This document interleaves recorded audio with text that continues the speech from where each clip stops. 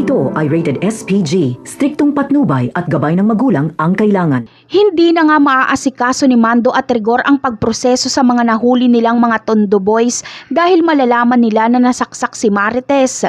Kaya agad na pupunta si Mando at Rigor sa ospital kung nasaan si Marites. Labis ang pag-aalala ni Rigor at labis din ang pag-aalala ni Mando. Habang si Lena naman ay kapag malaman niya ito ay ipagdarasal pang mamatay na lang si Marites para masolo niya na si Rigor. Samantala, dalawang lalaki sa buhay ni Marites ang labis na mag-aalala sa kanya. Darating din kasi si Ramon para alamin ang kalagayan ni Marites at mauunang dumating si Ramon kesa kay Rigor.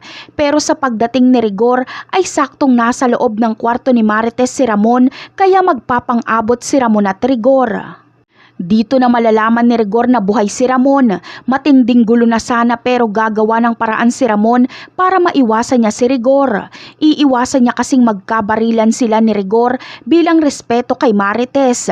Dito ay iisipin ni Rigor na matagal nang alam ni Marites na buhay si Ramon Montenegro at ito ang sikretong tinatago ni Marites.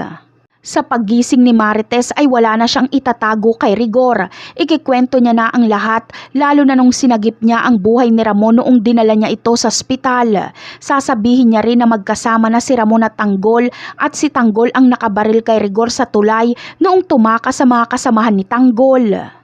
Sa tindi ng galit ni Rigor kay Tanggol ay pati ang pagkakaibigan nila ni Mando ay masisira na dahil sisisihin ni Rigor si Mando na may alam pala ito na si Tanggol ang nakabaril sa kanya pero hindi nito sinabi.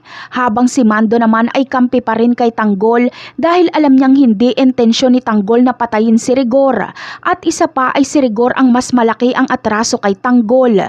Kaya abangan na lang natin ang mga susunod na kaganapan. Bye!